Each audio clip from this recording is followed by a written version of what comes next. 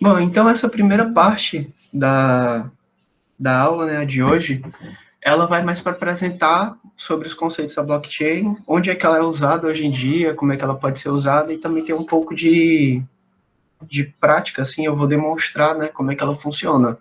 Tanto a parte de hash, de encadeamento dos blocos, para ver como é que ela realmente funciona na prática.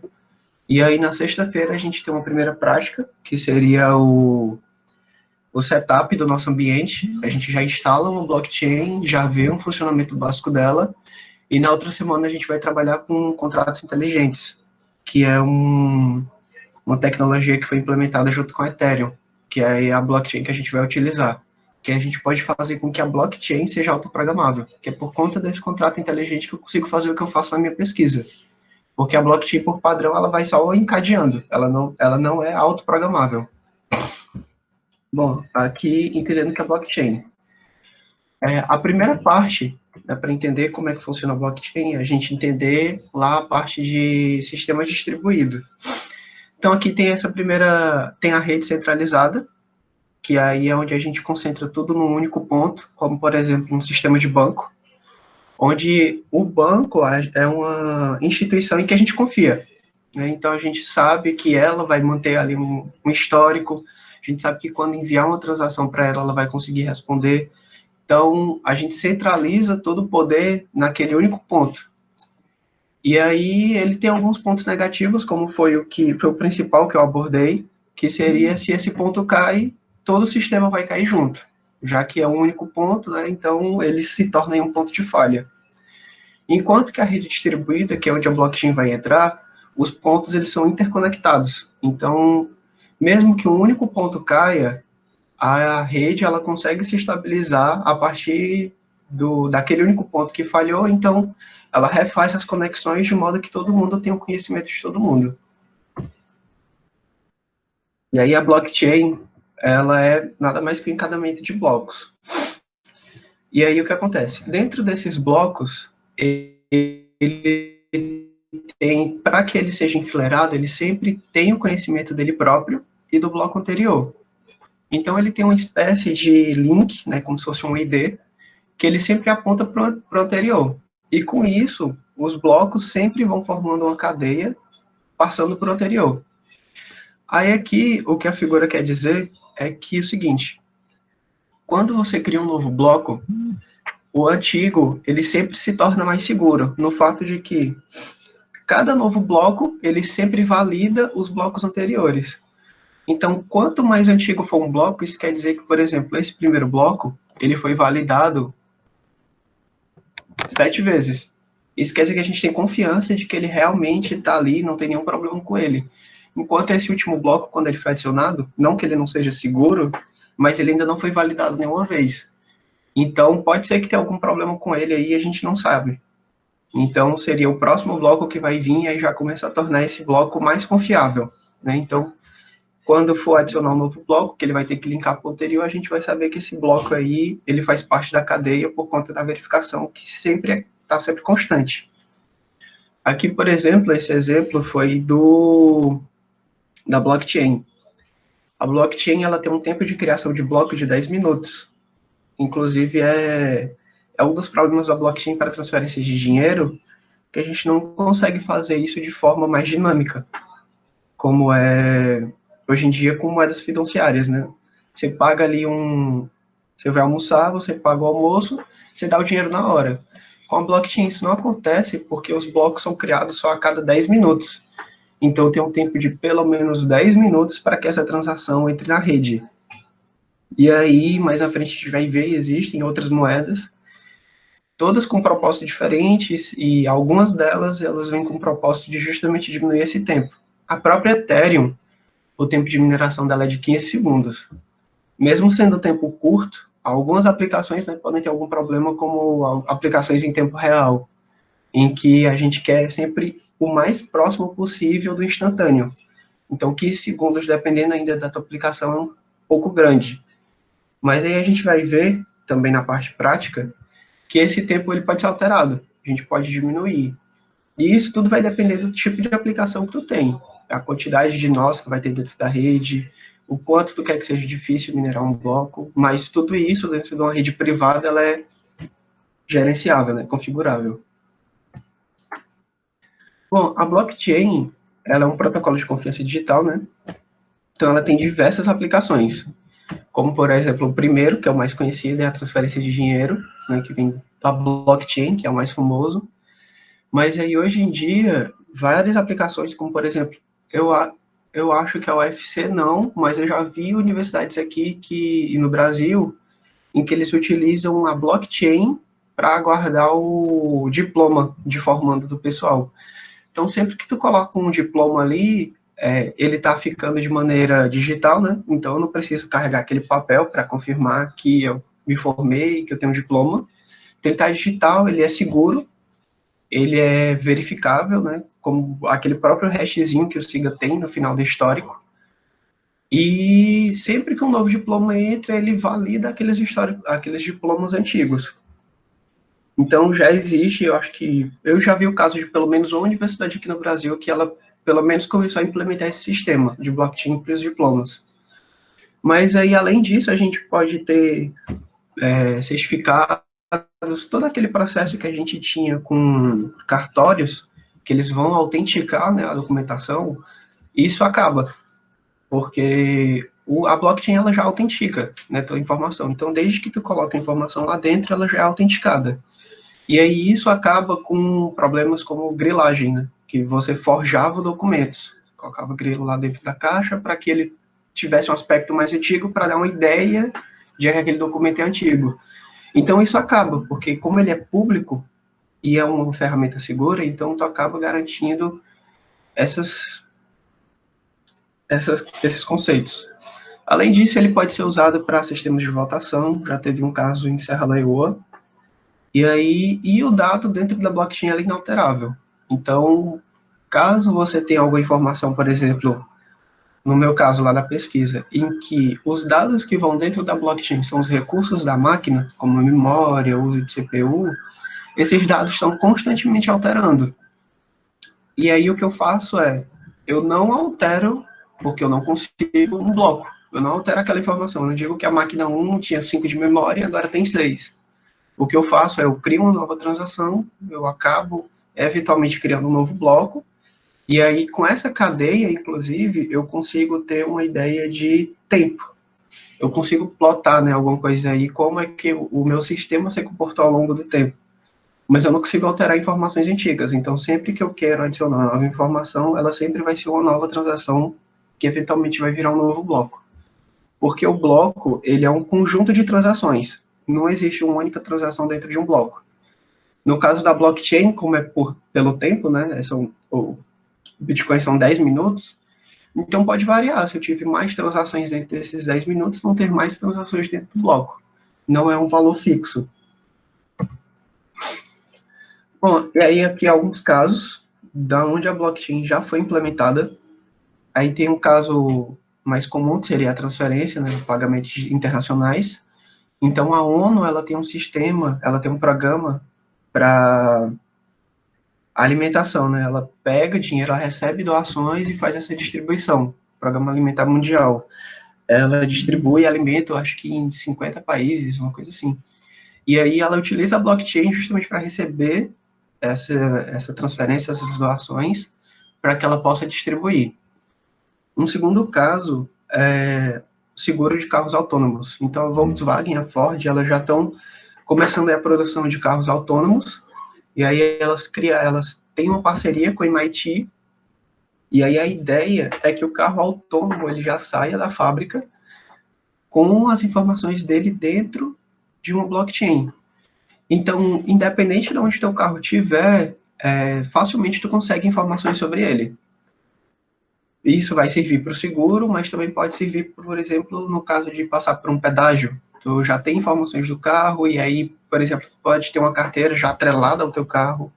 Então, facilita esse pagamento e a ideia é que as taxas, né, que vão envolver isso, como, por exemplo, um pedágio, elas caiam. Vai tornar um processo mais rápido, mais seguro, mais eficiente.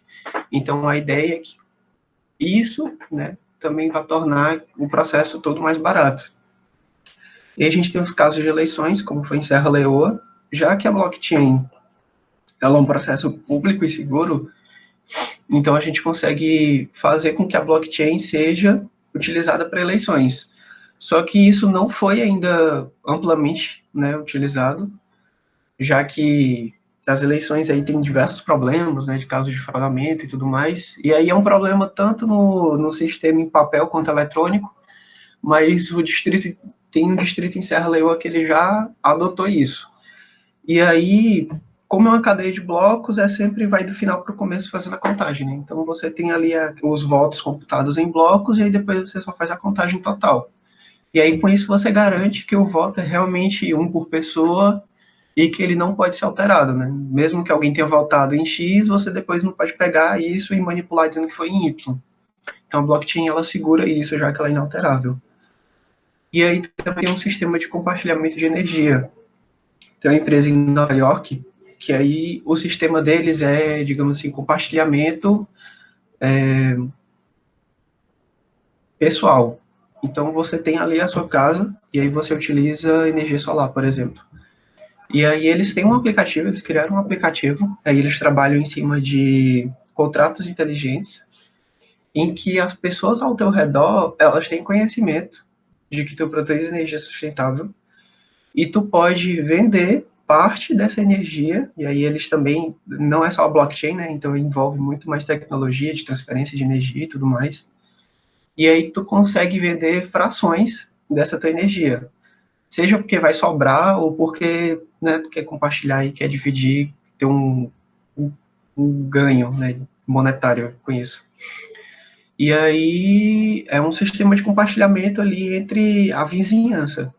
Então, tu consegue dividir a tua energia, o que tu produz, por meio da blockchain, né? Tu utiliza contratos inteligentes, onde tu sabe quem vai pedir e a pessoa já pede pagando, né? Porque já tem também uma moeda atrelada nessa blockchain.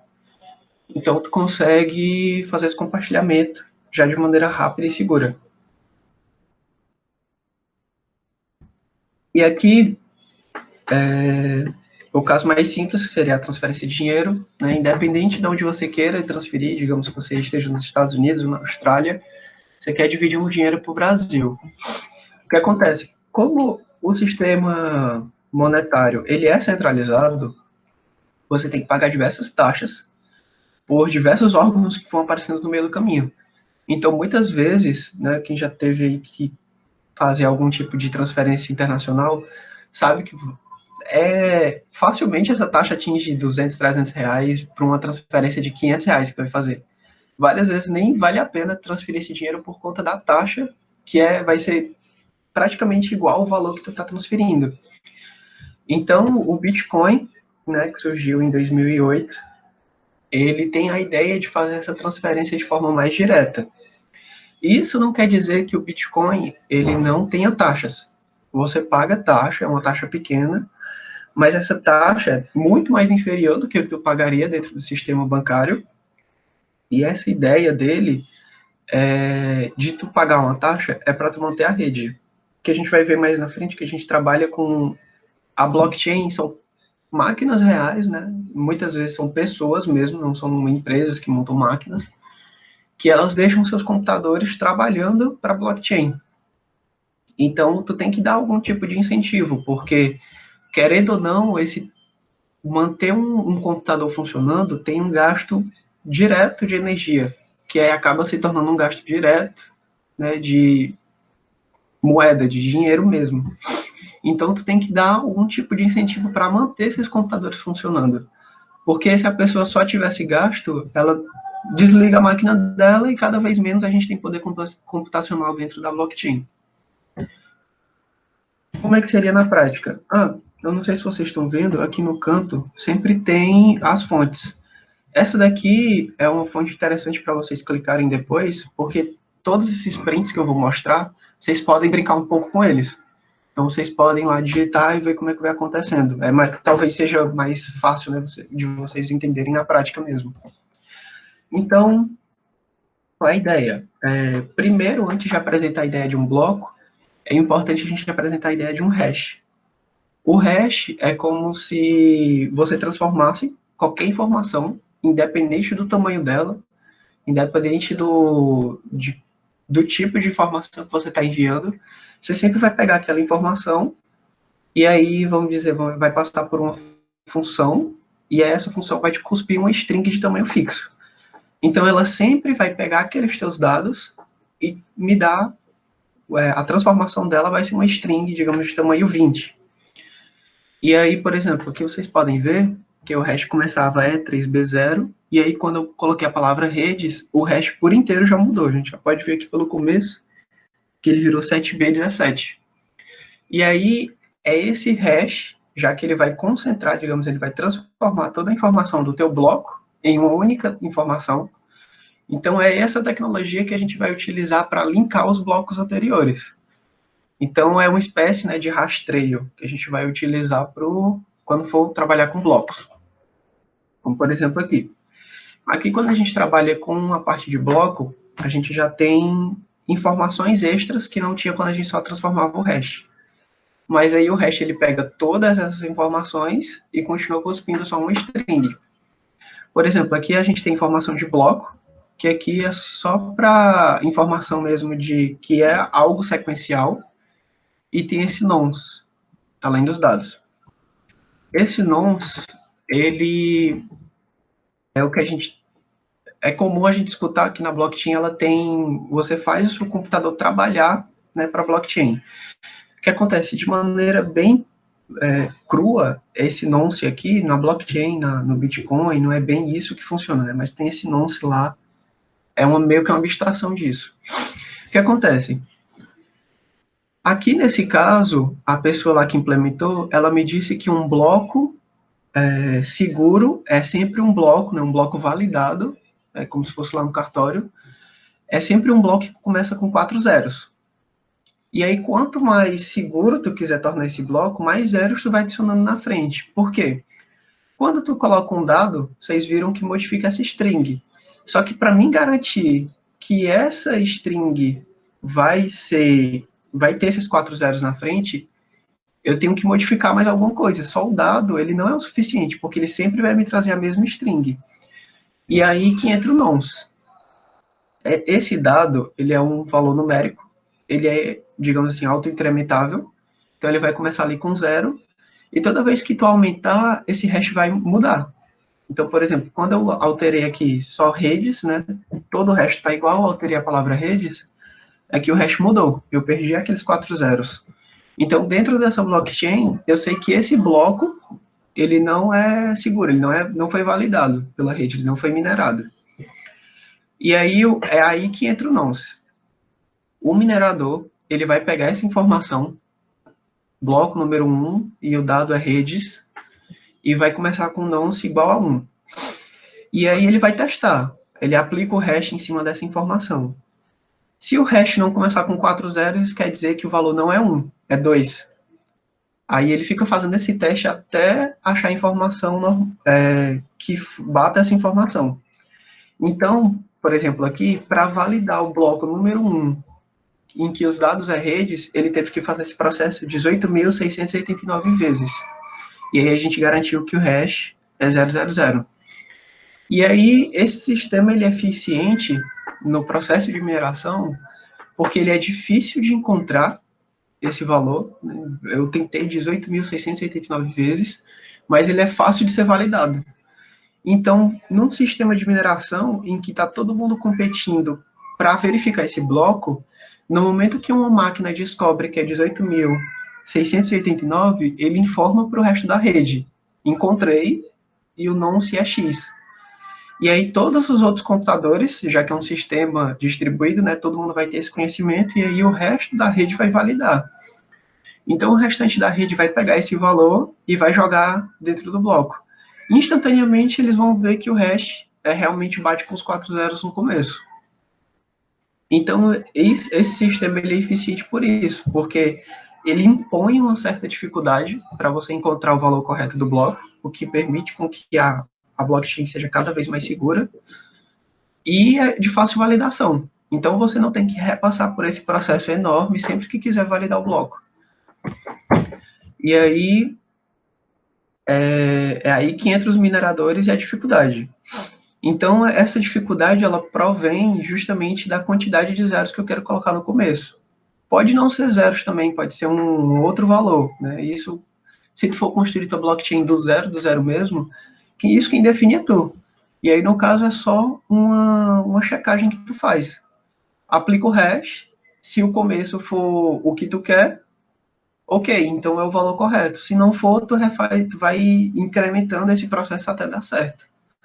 Aqui, no caso, o exemplo foram 4 zeros. Poderiam ser mais, como poderiam ser outras letras também. E aí, os mineradores, eles são nós dentro da rede, em que eles trabalham para a criação de blocos. Eles vão minerar esse bloco. O que acontece? Sempre que tem as transações, que elas são constantes, elas precisam ser validadas dentro da rede. E isso o próprio minerador que faz. Nem todo nó dentro da rede é um minerador. Mineradores são aqueles que vão dar recursos computacionais para que a rede permaneça em atividade, já que são eles que validam as transações e criam os blocos. E aí, né, como eu disse antes, esse tamanho desse bloco, ele depende da configuração da tua blockchain, o tipo de blockchain. O mais famoso é o Bitcoin, ele dura 10 minutos. Então, a cada 10 minutos eu vou ter um bloco. E aí, esse tempo, ele, de certo modo, ele influencia indiretamente na dificuldade. Porque é o seguinte, quando a Bitcoin começou, ele tinha lá, digamos, 10 mineradores. Esses 10 mineradores conseguiam criar um bloco em 10 minutos. E aí, ou seja, era para fazer isso em 10 minutos, tu precisa de pouco recurso computacional. Então, aqueles 10 tinham sem problema nenhum. Então, por isso que no começo, o minerador virou, digamos assim, um boom, tinha gente que modificava o computador para trabalhar na mineração. Então, teve muita gente que ganhou muito dinheiro no começo da blockchain, porque investia uma máquina só para isso. Então, o custo que ela tinha de energia era sustentável, digamos assim. O que ela gastava, ela conseguia pagar com o dinheiro que ele recebia da blockchain. Porque como a blockchain, ela paga o minerador, né, ela dá esse, digamos, agrado, justamente para manter dentro da rede, então, como eram menos computadores, a recompensa era maior. Conforme, né, foi ganhando corpo o Bitcoin, mais computadores foram aderindo e foram virando mineradores. E o que aconteceu? De 10 viraram 100 mineradores, mas o tempo permanece o mesmo, são 10 minutos. E aí é o seguinte, antes eu criava um bloco em 10 minutos com 10 pessoas, agora eu tenho 100 pessoas, ou seja, o meu poder computacional aumentou. Só que para manter esses 10 minutos, a minha dificuldade tem que aumentar também. Então, cada dia vão tendo mais mineradores e a dificuldade para se minerar um bloco só aumenta. Porque, como eu tenho que manter aqueles 10 minutos fixos, a dificuldade tem que aumentar para que eu consiga criar o bloco somente em 10 minutos. Senão, esse tempo ia ficar diminuindo sempre. Bom, aí aqui, por exemplo, a gente pode ver no nonce, né, a validação de que antes era 18.689.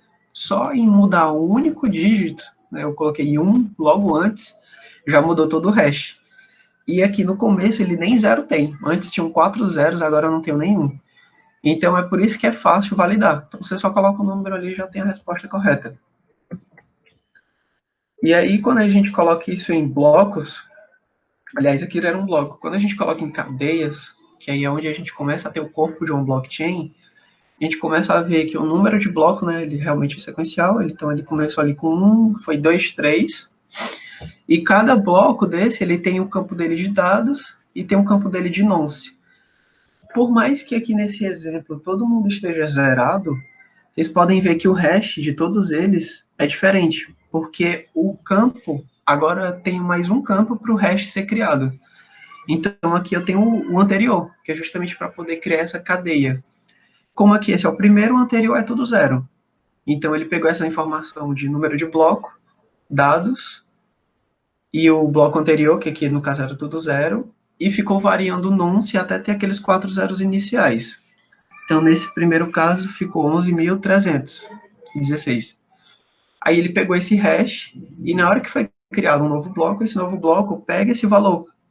Então, você pode ver aqui, ó, 1578, ele está aqui. 1578. Então, isso vai compor o segundo bloco. Então, vai ser um bloco de número 2, aqui não tem dado nenhum, e ele pega o hash anterior justamente para fazer essa cadeia. E aí, na hora que ele foi validar o hash, ele passou para aquele processo de nonce, e aqui já foi 35.230. E assim vai continuando por toda a cadeia. Só que o que acontece? Se eu altero uma informação lá no final, por exemplo, do redes, a gente já viu que isso vai alterar o hash. Então é aí onde vai entrar onde entra o processo de mineração, né? Eu vou minerar até encontrar o nonce e aí agora vai bater a informação. Né? Encontrei o novo nonce, que agora foi 58 mil, e aí eu tive um hash válido baseado no valor anterior. Só que aí isso me garante que, por conta desse processo, né, em cadeia, que ele sempre vai pegando o valor anterior, isso me garante a integridade da cadeia. Então, por exemplo, eu não consigo, mesmo que de alguma forma eu fosse alterar um bloco, ou fosse colocar outro no lugar, né? Por exemplo, eu fiz uma transação normal, de A para B, e eu mandei R$10, só que depois eu pego e vou dizer que na verdade não foram 10. Eu só tinha 10 na minha carteira, mas eu vou dizer que foram 100. Né? Eu vou tentar burlar aí a blockchain para ganhar mais dinheiro. Só que no momento que tu altera esse bloco no meio, mesmo se tu validar ele, né, primeiro ele vai mudar o hash, e com isso ele vai quebrar toda a cadeia, né, já que agora o hash dele vai ser diferente, isso passa para frente, que já não é mais válido, que passa para frente, que não é mais válido também, e vai seguir nessa cadeia. Então o primeiro lá tá válido, não mexi com ele, mas o segundo que eu quebrei, do segundo para frente toda a cadeia se torna inválida. E por mais que eu valide esse segundo bloco, na hora que eu pego esse novo hash, que eu jogo ele para os blocos da frente, não foi com esse hash que aquele nonce foi validado. Então, mesmo eu validando esse novo bloco, dizendo que agora ele é confiável, o resto da cadeia está quebrada já, só minerando esses novos blocos. E é com isso que a gente consegue garantir que não vai ter problema nenhum dentro da blockchain. Não tem como alterar um bloco no meio, porque a gente vê que vai quebrar tudo na frente. Então, a gente, quando coloca isso em um sistema distribuído, aí aqui já está com mais cara ainda de uma blockchain real, onde eu vou ter, aqui nesse exemplo, 3 computadores. Então, todos eles têm a mesma blockchain, com os mesmos dados. Eu sei que não dá para ver, mas todos eles são iguais, né? Todos têm bloco 1, 2 e 3, com o mesmo nonce, com o mesmo hash prévio. Só que quando eu altero um bloco lá no primeiro computador, eu quebrei ele. E aí, é com isso que eu consigo garantir que a blockchain ela vai ser íntegra. Porque como todo mundo se conhece, no momento que ele tentar propagar essa informação inválida, pela maioria, eu vou saber que aquela informação é errada. Porque outros 2 computadores, nesse caso, eles têm informação igual e é diferente desse primeiro. Então, pela maioria, eu sei que esse primeiro bloco está inválido. E aí ele tem 2 opções. Ou ele vai, né, recuperar a blockchain antiga, porque não necessariamente pode ter sido um processo malicioso, mas, sei lá, vai que aconteceu alguma coisa na máquina dele que acabou corrompendo o arquivo e alterando essa informação. Então ele tem duas opções, né? Ele baixaria a blockchain original e aí voltaria a participar, ou então ele sempre vai ser ignorado dentro dos processos da blockchain, já que pela maioria ele é o incorreto. Então a partir de agora ele vai ser ignorado para manter a blockchain íntegra. E aí é que é a mesma coisa, por mais que eu minere o segundo bloco, o terceiro vai permanecer quebrado. Mas se eu minerar o terceiro, vocês vão ver que agora ele é validado dentro daquela primeira blockchain, mas ele tem informações, tanto de nonce quanto de hash, diferente das outras duas. Então, por mais que agora ele tenha passado por um processo de validação e ele seja ele possua blocos válidos, na hora que ele vai para a maioria, isso não é validado, já que todos os outros possuem valores diferentes para o mesmo bloco. E aí é isso que a gente chama na blockchain de ataque dos 51%. Porque por mais que você consiga alterar um bloco de forma maliciosa, intencional, você precisa de 51% do poder computacional dentro da rede para validar aquela informação errada. Então, por exemplo, no caso do Bitcoin, que existem milhares de computadores funcionando para essa mineração, Então, é bem difícil que alguém consiga deter 51% dessas máquinas.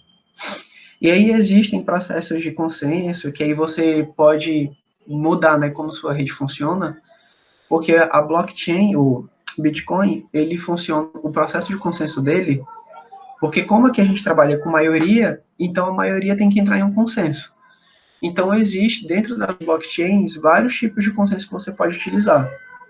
O que a Bitcoin utiliza, que é o mais famoso, é o Proof of Work, que é a prova de trabalho. Então você é recompensado pelo poder computacional que tu tem. Então é pelo teu trabalho tu é recompensado. E aí o que acontece? Todo mundo, digamos, trabalha de maneira igual. Claro que cada um, né, vai ser diferente, poder computacional, alguns vão ter mais, outros vão ter menos. Mas aí é por esse poder de trabalho da tua máquina que tu participa da rede. Ou seja, qualquer nó pode ser um nó minerador. E aí, um ataque de 51% nesse caso, tu teria que deter 51% do poder computacional, que não necessariamente é 51% das máquinas, já que eu posso ter máquina muito mais potente do que outras, né? Então o poder computacional aumenta e não só em quantidade de máquinas. E aí tem um outro que começou a ser implementado, eu não tenho certeza se na Ethereum, mas a Ethereum utiliza ela, que é a Proof of Authority, que é aí que é a prova de autoridade, onde tu delimita nós para serem os mineradores. E não, então nem todo mundo pode ser um nó minerador. Tu vai definir máquinas específicas, nós específicos, para serem os mineradores. Com isso, tu vai tem algumas vantagens, como, por exemplo, já que tu sabe quais são os mineradores e onde eles estão, esse processo de mineração ele se torna mais fácil, né? Já que primeiro que também tu vai ter menos máquinas. Então, como eu tenho menos máquinas, eu preciso de uma dificuldade menor para manter aquele tempo fixo. Só que aí, por exemplo, no caso do ataque de 51%, aqui, para a pessoa conseguir, ela já não é mais 51% do poder computacional, mas aqui é 51% das máquinas. Então, no momento que tu tem 3 máquinas, se eu controlar 2 delas, eu vou conseguir realizar esse ataque à blockchain. Que era diferente do Proof of Work, que não necessariamente 2 máquinas detêm o 51% do poder computacional das 3, né? Já que elas podem ser a que tem a menor poder computacional, diferente da terceira, que era a que deteria o maior poder. Aí, para ficar um pouco mais claro nessa parte monetária, né, que o Bitcoin utiliza, então, essa parte de dados, ela pode ser qualquer coisa. Até agora, a gente estava utilizando ela como uma caixa de texto, né? Eu escrevi ali redes. Como na minha pesquisa, eu trabalho com recursos computacionais. Também é meio que uma forma de texto, mas ela tem campos, eu coloco tipos, né, de variáveis, eu coloco um inteiro, eu coloco um string, eu coloco um IP ali dentro. Então, aqui no nosso caso, a gente tem a de transferências, né? Então, aqui a gente trabalha com valores monetários. Então, aqui eu tenho como se fosse a blockchain, a gente chama ela de livro-razão também. Ela tem esse poder, né, de... Para quem não sabe, um livro-razão é um livro na contabilidade onde você registra todas as suas transações. Então, tu consegue depois saber o quanto tu começou e o quanto é que tu tem, baseado pelas transações. Então, se tu tinha R$ 10 no começo, tu fez 2 transações de R$ 5, tu sabe que no final tu não tem nada, por conta das transações, que tu foi, né, subtraindo ou somando. Aqui a gente começa a ter esse processo também, já que ele naturalmente já é um livro-razão, já que eu consigo ir do último bloco até o primeiro e recuperando essa informação, eu agora dentro eu coloco valores monetários e transferência. Por exemplo, aqui eu transferi para a pessoa, aqui eu tenho a informação que eu transferi da pessoa A para a pessoa B, R$ 25. Outra coisa, dentro do Bitcoin mesmo, isso começa a não se torna mais nome, né? Todo mundo tem uma carteira e esse carteira é um endereço dentro da blockchain. Então aqui na verdade seriam 2 endereços. Mas aqui eu estou transferindo da pessoa A para a pessoa B o valor de R$ 25. E aí, aqui no futuro, eu sei que essa pessoa tem R$ 25 e aí ela pode trabalhar com esse valor. Só que aí E aqui funciona da mesma maneira, né, que era o blockchain, então eu mudei 1 centavo, aqui tinha 48,63, eu mudei para 48,62, e esse 1 centavo, ela já quebrou minha blockchain. Então aí ela já me gerou um hash novo, e aí isso passa para frente e quebra toda a blockchain. E aí eu tenho que fazer todo esse processo de mineração novamente. E aí o que acontece? Mesmo eu tendo toda essa ficha de transações, eu ainda não sei, não tem como eu garantir que aquela pessoa que transferiu os R$ 25 inicialmente, que ela realmente tinha R$ 25. Então, foi ainda adicionado um novo campo, que é a chamada Coinbase, que aí é onde tu coloca as transações, digamos assim, para uma pessoa fixa. Então, não necessariamente vai ser uma transação entre duas pessoas, mas pode ser um depósito. Então, aqui eu sei que eu depositei R$ 100 para essa pessoa, e aí, tanto que no bloco seguinte, somente ela faz as transações. Porque já que esse era o primeiro bloco, é o bloco que a gente chama de Gênesis, né? E aí a Gênesis é o início. Então, eu sei que do primeiro bloco, que é o início, somente essa pessoa tinha esse valor. Então, a partir de agora, só ela, no segundo bloco, só tem transferências dela, porque só ela tinha dinheiro. Mas a partir do terceiro, já vão começar a ter outras transferências, porque novas pessoas receberam dinheiros a partir dessa primeira. E aí tudo isso pode ser validado, porque, por exemplo, na hora que você criar um terceiro bloco, aparece uma pessoa nova e ela vai transferir. Mesmo que o bloco seja validado, né, não tenha nenhuma informação errada, o blockchain, ela sempre valida os blocos anteriores.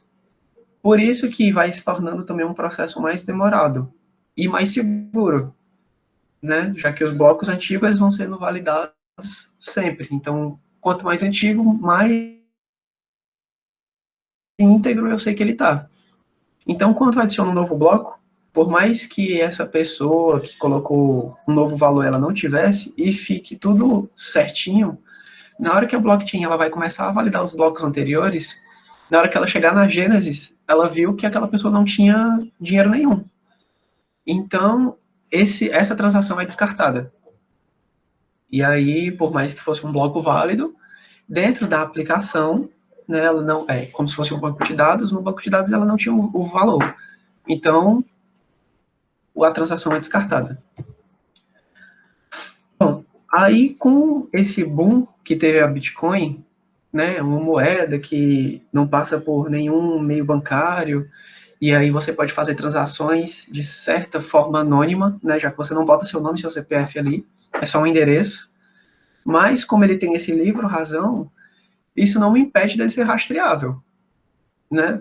Tu sabe de quem é o endereço, tu não sabe de quem é a pessoa, mas tu consegue rastrear todo aquele gasto que a pessoa teve.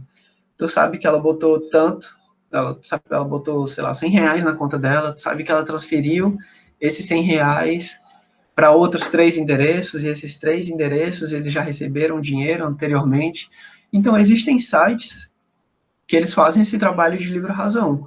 Tu consegue colocar um endereço lá e ele te traz todas as transações daquele endereço. Só que aí ela é anônima no fato de que essa carteira ela não está especificamente atrelada a alguém. Inclusive, né, você criptografa ela com senha, e aí é um problema se tu esquece a senha. Né? Teve casos aí já de pessoas que salvaram isso em algum HD e aí esqueceram a senha anos depois, né, quando o Bitcoin teve o boom e aí ele começou a valer mais caro, e aí a pessoa simplesmente perdeu todos os Bitcoins dela. Porque ela esqueceu a senha, e aí como não é um site que tu vai lá e conta, né, teu endereço, digamos assim, então não tem como tu recuperar essa tua senha. Então tu esqueceu a tua senha, tu perdeu teus Bitcoins. E aí existem até processos hoje em dia, até dispositivos mesmo, hardware. Eu já vi um pendrive em que ele é a tua senha. Então você tem sua carteira no computador e aí ela para você destravar você não coloca uma senha que você cria. Você pluga um pendrive e aí esse pendrive ele tem algum script lá dentro, eu não sei como é que funciona, mas aí esse pendrive enquanto ele está plugado ele destrava a tua carteira e aí tu pode fazer as transações. E aí tem um problema se tu perder o pendrive também, né? Mas digamos assim é mais seguro do que tu tá digitando tua senha por aí. Mas aí, sem o pendrive, tu não consegue destravar a tua conta. Então, alguém que teria acesso ao teu endereço externamente, ele não conseguiria trabalhar com os fundos que a tua conta tem. Então, o Bitcoin aí, ele, por meados de 2008, foi quando ele foi criado, que, na verdade, o Bitcoin, ele não foi a proposta inicial, né? O Satoshi Nakamoto, que a gente não sabe quem é um alter ego de alguém ou pessoas, que foi o criador da Bitcoin. Ele, na verdade, ele veio propor a blockchain. E a Bitcoin foi um caso que ele propôs como uso. Então, ele que criou, né, a Bitcoin, mas aí a Bitcoin veio como uma validação da blockchain. Ela veio depois da blockchain. E não a blockchain que foi criada por conta da Bitcoin. E aí, com o crescimento dela, em 2011, já mais de 900 criptomoedas foram criadas. Então, criptomoedas são todas essas moedas que são derivadas da blockchain, né?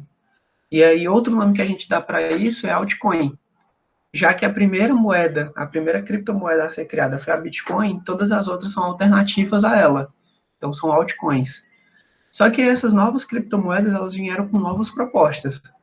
Como a Bitcoin ali, ela tinha o tempo rígido dela, né, de transferência, são 10 minutos, e nem necessariamente tu vai demorar 10 minutos para esse valor chegar, é, é bastante comum a tua transação só chegar na outra carteira depois de 1 hora. E aí a Bitcoin, ela até provê meios de tu acelerar isso pagando mais caro. Então tu tem uma taxa ali, digamos, de 50 centavos, é o teu padrão, mas aí se tu colocar R$ 2, esse processo vai ser acelerado. Não que ele vai ser instantâneo, não que ele vai chegar em 10 minutos, mas vai ser mais rápido do que 1 hora, 2 horas, 3 horas. E aí chegaram outras moedas para diminuir esse tempo. Duas principais moedas que eu tive contato foi a Dash e a Litecoin. A Dash, ela foi bastante famosa porque a transferência dela era para ser para usos cotidianos, porque ela tinha uma transferência instantânea. Então, você tinha uma carteira, ela para ser usada em comércio, por exemplo. Você tinha uma carteira, você ia lá fazer suas compras no mercado e você pagava com Dash. Então, a Bitcoin, por exemplo, a gente trabalha muito na confiança. Tu faz, tem muita gente que utiliza, né, serviços pagando Bitcoin. Eu sei de, por exemplo, lojas na França que elas utilizam Bitcoin para pizzarias, né?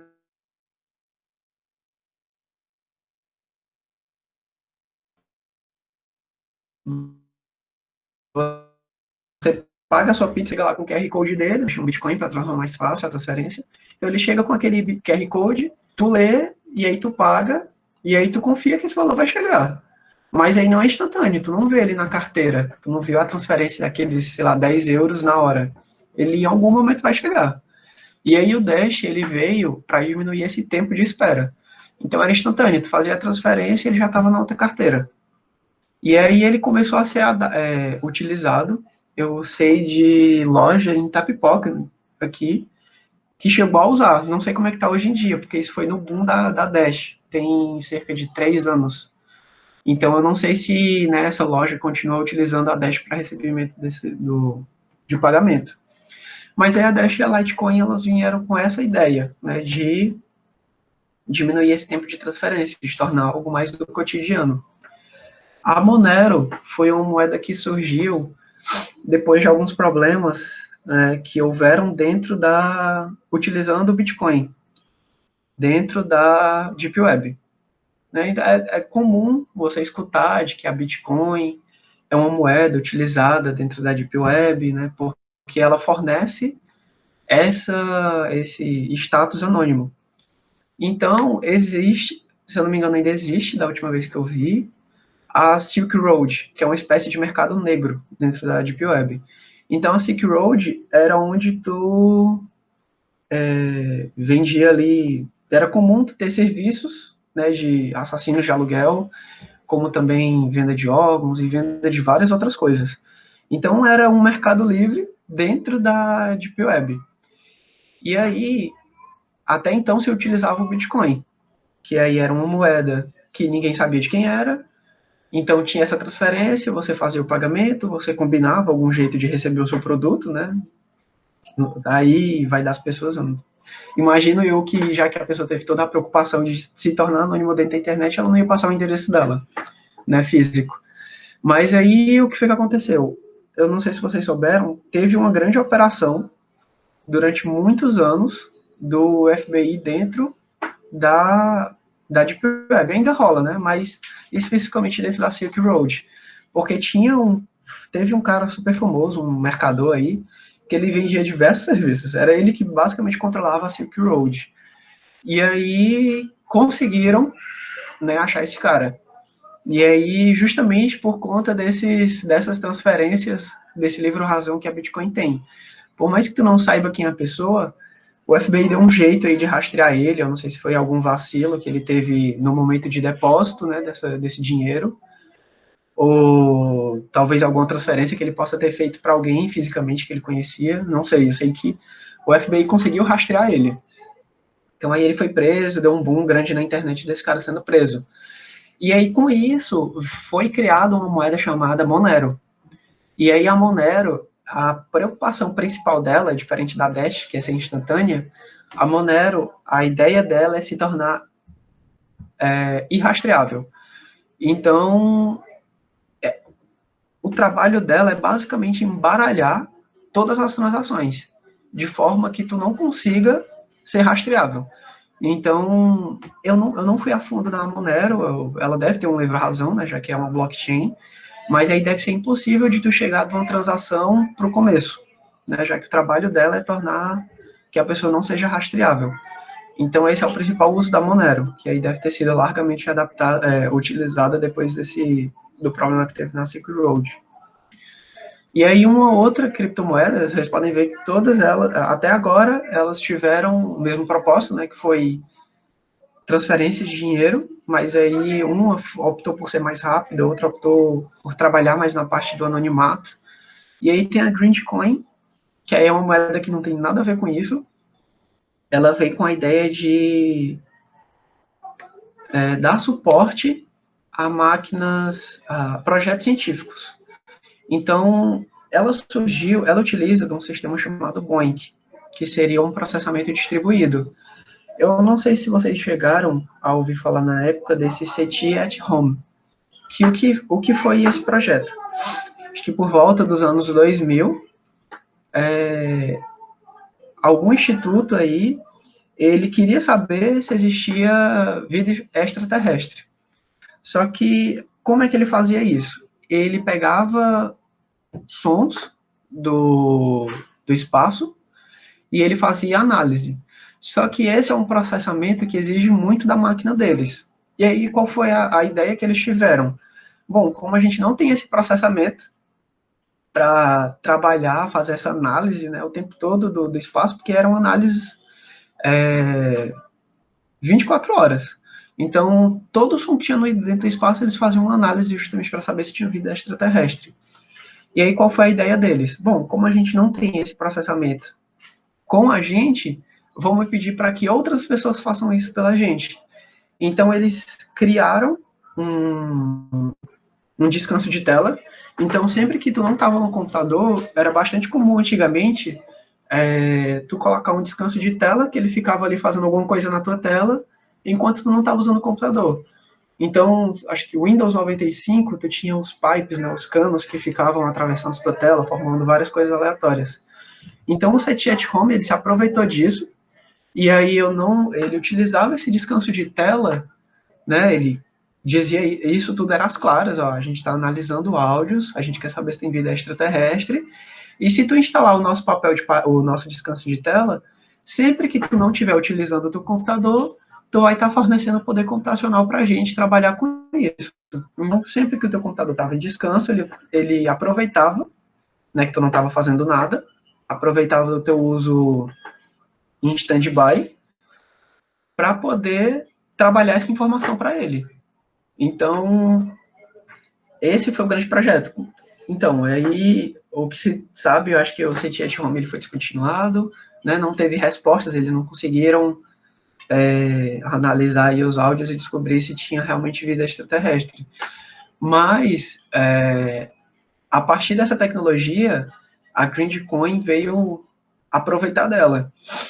Então, o que acontece? A Grangecoin, ela dá suporte para projetos científicos que não têm poder computacional. Hoje, eu acho que eles trabalham com, da última vez que eu vi, eles tinham 40 projetos, se não me engano. E aí eles têm a própria moeda deles, né? Todo um Bitcoin, é todo um blockchain mesmo. Então, eles têm lá a cadeia deles, eles têm a moeda dentro deles, eles têm as taxas de pagamento. Só que o que acontece?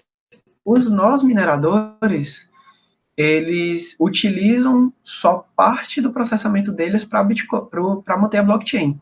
Então, digamos assim, tu entra com teu poder computacional, e aí eles utilizam, digamos, 20% para manter a blockchain, enquanto os outros 80% tu utiliza para fazer cálculos que aí esses projetos estão precisando. Então, eles utilizam dessa ferramenta de computação distribuída, e aí o projeto diz que ele precisa de um cálculo X, e aí, dentro da Grangecoin, ele aproveita desses, sei lá, 80% da tua máquina para realizar esses cálculos e entregar para o projeto. E aí, isso são infinitas altcoins aí que existem hoje.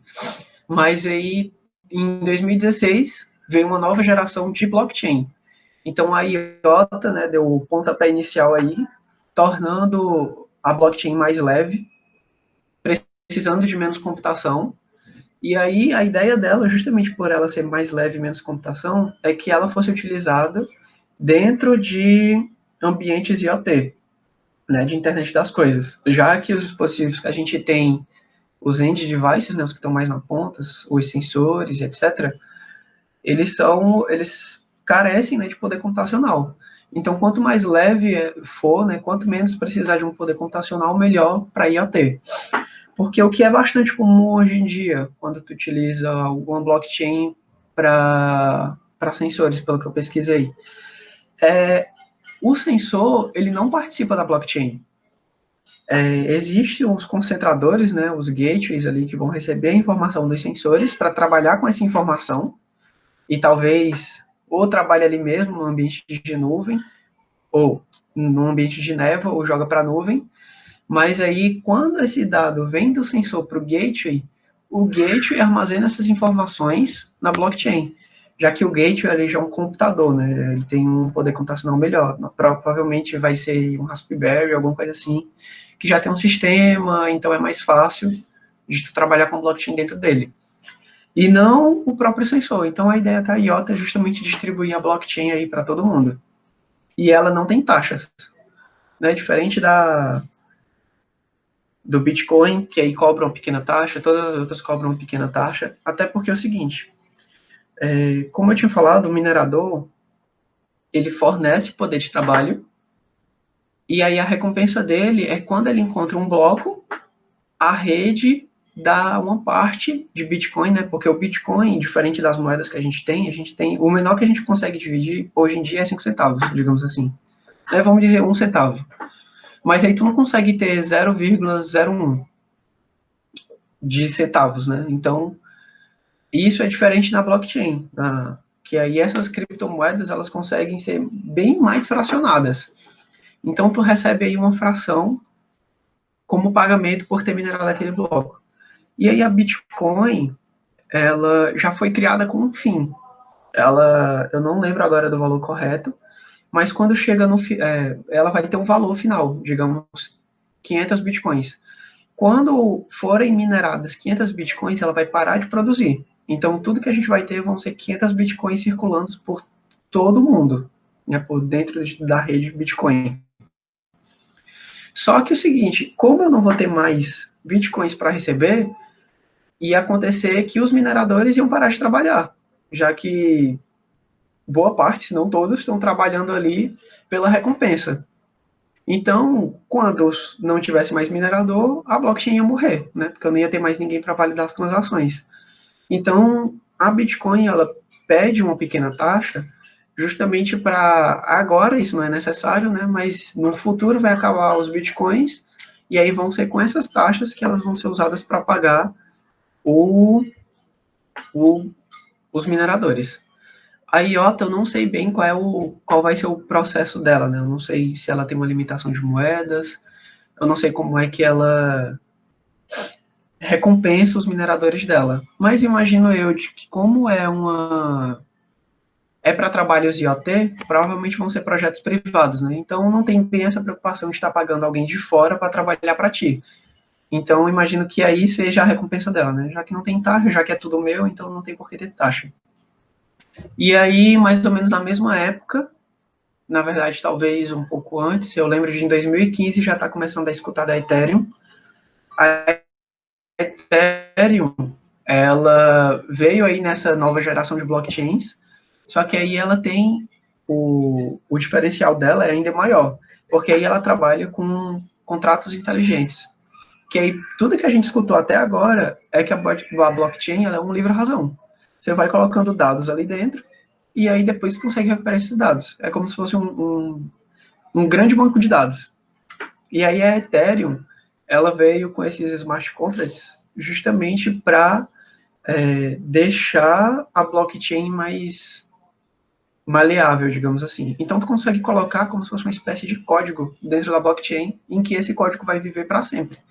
Já que tu vai colocar dentro da blockchain, e a blockchain ela sempre vai estar funcionando, né, desde que tem os mineradores, então esse código ele é o que a gente chama de auto-executável, ele vai estar sempre funcionando ali. Então, essa foi o grande diferencial que veio com a Ethereum. Outras criptomoedas, outras altcoins já vieram também com implementações de smart contracts, mas pelo que eu lembro, ela foi a primeira e ainda é a mais usada. E aí, além desses contratos inteligentes, ela criou uma máquina virtual própria, que é a EVM, que é Ethereum Virtual Machine.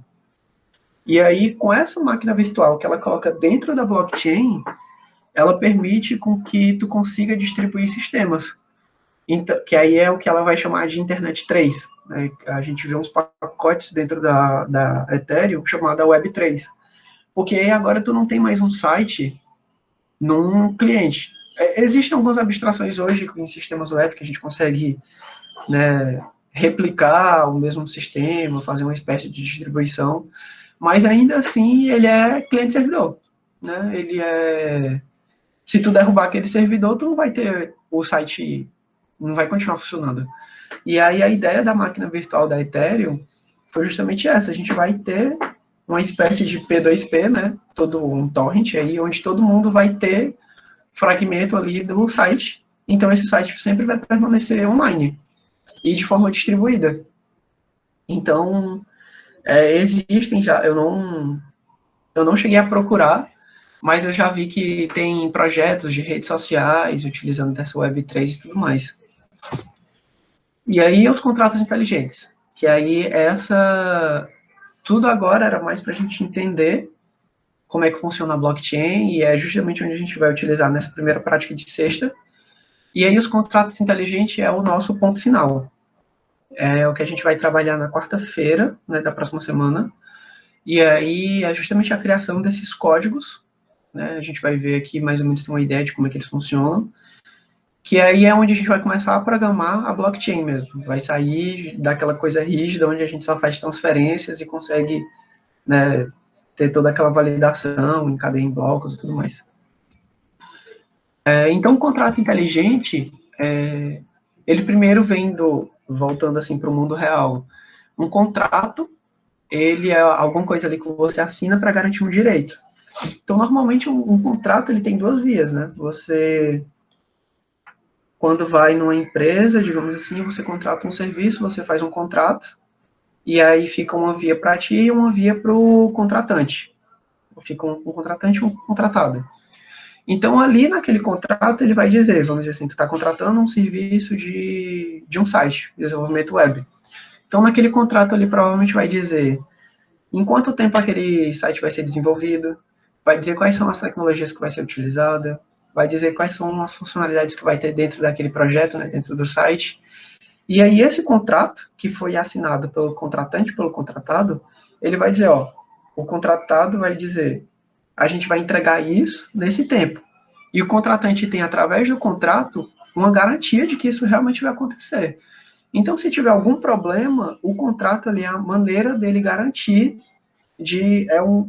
por onde ele pode reclamar. Então, ele pode dizer, ó, estava no contrato que a gente ia receber isso, ou então quando a pessoa entrega não tinha uma funcionalidade, não, tá aqui no contrato que a gente ia receber Então, é uma garantia aí que ele tem de que as coisas vão funcionar. E então, os contratos inteligentes vieram justamente com essa ideia da blockchain, que é digitalizar o mundo físico. Então, a gente vai ter essa programação dentro da blockchain justamente para garantir algum direito. E aí, a eliminação de um intermediador. Porque como é que funciona, por exemplo, uma transferência bancária?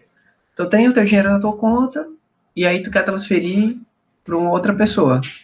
Mesmo que seja dentro do mesmo banco, existe alguma coisa aí no meio, né? Alguém que vai pegar esse teu valor, vai verificar se tu tem esse saldo, vai atrás da outra pessoa, vai tirar, né, desse saldo que ficou aí no meio e vai passar para a pessoa B e vai atualizar o banco de dados dela. Então tem um intermediador aí. Então a ideia do contrato inteligente é fazer essa eliminação.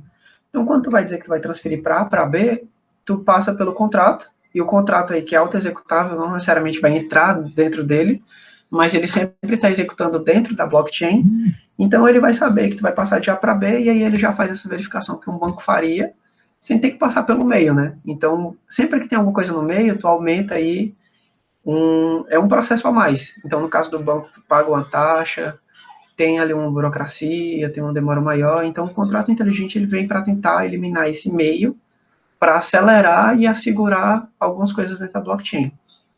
E aí ele é auto-executável. O que, é que isso quer dizer? E ele está sempre ali executando. Coloca uma série de instruções e ele sempre vai estar executando aquelas instruções. Como, por exemplo, vamos dizer que a gente criou um contrato inteligente para herança. Então, vamos dizer assim, eu fiz uma herança, e aí eu digo na herança que eu vou passar tudo que eu tenho para o meu filho quando eu morrer. E aí o que é que esse contrato faz? Ele sempre fica verificando se eu estou vivo. Digamos assim, eu entro num site, ou então eu tenho um wearable, por exemplo, a Mi Band, que ela, vez ou outra, ela está checando o meu pulso. Então, no momento, e aí ela, vamos dizer que existe um sistema que fica enviando esse pulso para a minha blockchain, né, para o meu contrato inteligente. Então, o meu contrato, ele sabe que eu estou vivo. No momento que eu morrer, a minha blockchain vai parar de receber pulso. Né? A minha Mi Band não vai saber que eu tive pulso, então o sistema não vai mandar nada, e aí o meu contrato inteligente vai saber que eu morri. Então ele automaticamente vai transferir tudo que eu tenho para o meu filho. Então aí é um sistema auto-executável, né, que ele está sempre tendo uma entrada, e aí no momento que eu paro de ter essa entrada, ele dá o start para o que ele foi feito. E aí um outro exemplo, por exemplo, ter essa divisão, vamos dizer que eu faço uma divisão digamos que eu tenho um serviço, e aí, pronto, a utilizar a PMA lá das Nações Unidas. Vamos dizer que esse é o contrato inteligente que eles utilizam. Então, eu tenho aqui embaixo, vamos dizer, seriam os países que recebem ajuda das Nações Unidas. E aqui embaixo, digamos, pelo nível de pobreza, eu digo qual país recebe mais. Então, tem uma alocação diferente para cada país. Então, sempre que entra um valor para a carteira das Nações Unidas, automaticamente esse contrato pega esse valor e divide nessas porções para os outros países. Então, sempre que alguém fizer uma doação para a ONU, automaticamente, sem a ONU ter que ver quanto foi que recebeu, sem ter que ativar nenhuma função, sem nada, eu fiz a doação para a ONU, esse valor automaticamente já está lá no país que vai precisar dessa doação, dividido já nas partes que ele foi configurado para ser dividido. E aí é isso.